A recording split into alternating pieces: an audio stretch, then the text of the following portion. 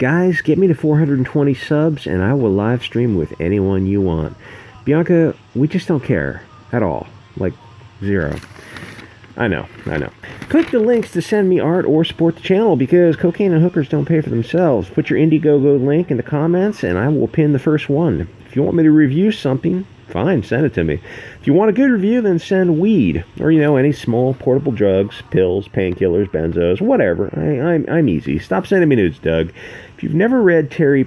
Oh, if you looked at this photo, that means you're gay. So enjoy being gay now, I guess. If you've never read Terry Pratchett, then, well, you're missing out. He is a British humorist who wrote humorous fantasy, kind of Douglas Adams type of things, but more in a dragons and sorcery type of thing. But it's funny. It's not just silly like you think of. He wrote about 40 books before he died young at about 50. Pratchett books are perfect as is, but SJWs can't create, they can only destroy. And the funny thing is that Terry Pratchett was probably left of center, at least from his books. SJWs don't create new characters because they have no imagination and their sense of humor was removed at birth.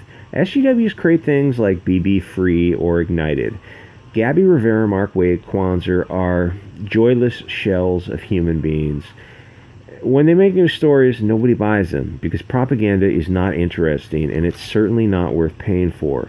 Instead, they take work that actual talented people created and race and gender swap the characters.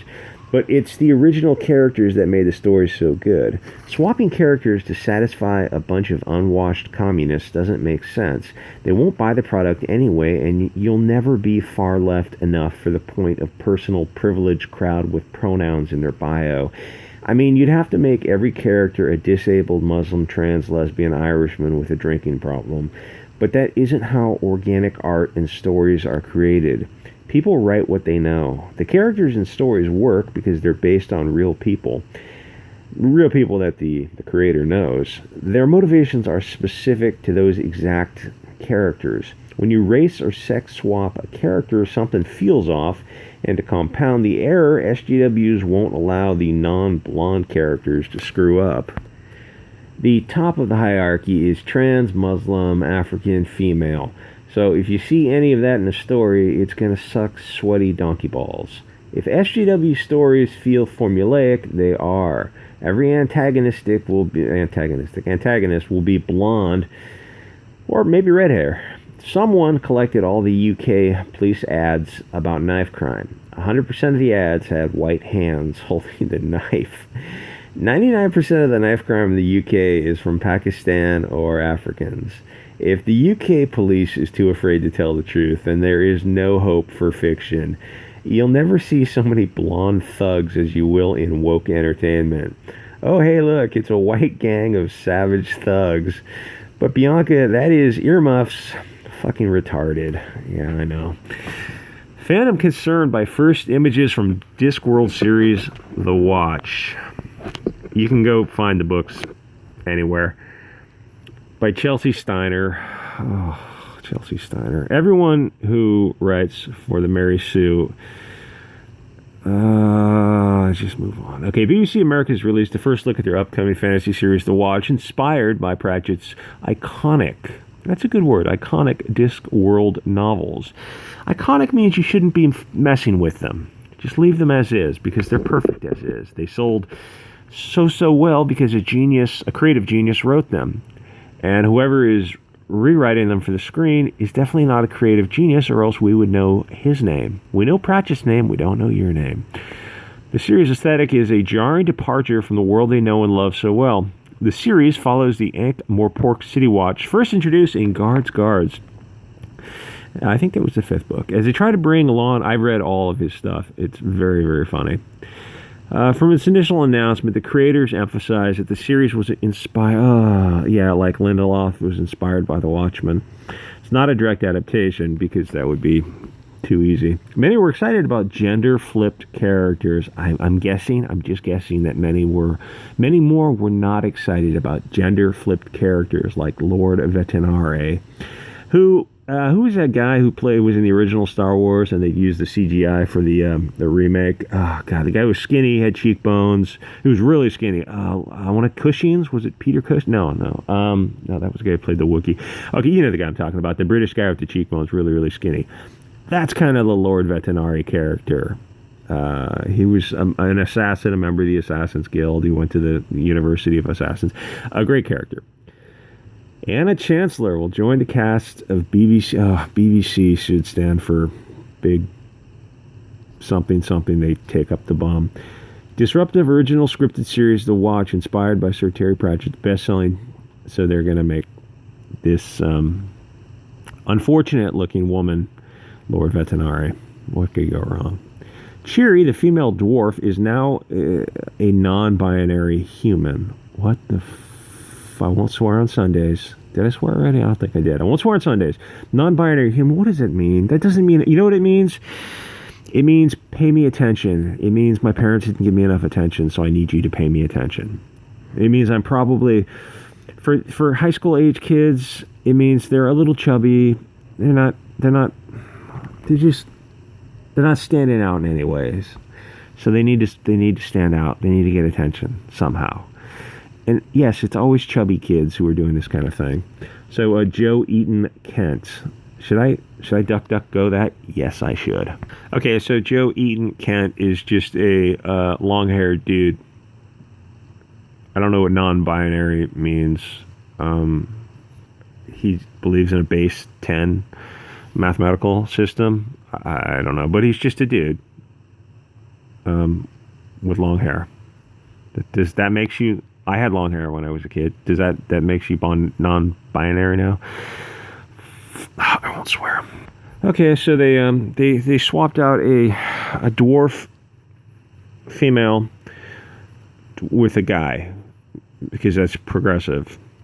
Good going, I guess. Instead of just hiring an actual dwarf who probably would enjoy taking a job as an actor, because there's not a whole lot of roles for dwarves, so you excise that portion and put in an actor, a male, a guy, a regular sized person to take that role away from someone who's not getting a lot of roles. What a bunch of assholes. The cast is diverse. Well, the original cast is diverse. You don't need to flip the genders. A welcome addition to a genre that's frequently stocked with the beautiful people of the light. Well, who wrote the book? A British man wrote the book. Do you want to remain true to his creation? Oh, no, wait, you can't create. Why don't you write your own? We can't. We just have no imagination. Diversity seems to stop it by. Okay, yeah, see, in the original story, the lady was curvy, and she fell in love with the... what's the guy's name? The watch captain. So they are replacing her with the slender Laura Rossi. I don't know who she is. Maybe she identifies as curvy. You ever think about that, bigots? But it isn't the casting that has fans up in arms. It's the cyberpunk aesthetic and modern... the Terry Pratchett world was kind of before gunpowder. It was a fictional fantasy. It was a disc on the back of 4 elephants on the back of a turtle. It was so silly. You just go read his stuff. It's so funny. The city of Ankh-Morpork is having elements of 18th century London. Yeah, that's about it. Fans of the steampunk style aesthetic were dismayed to see images of a city with electricity and its occupants dressed in somewhat modern garb. No, fudge no. Either do a faithful adaptation of Discworld or bugger off. Don't piggyback off a much-loved IP to sell this crap. Yeah, that's what you're doing. You're just piggybacking off people better than you, at least more creative than you, made something genius, and all these communists can do is come along and fudge it up.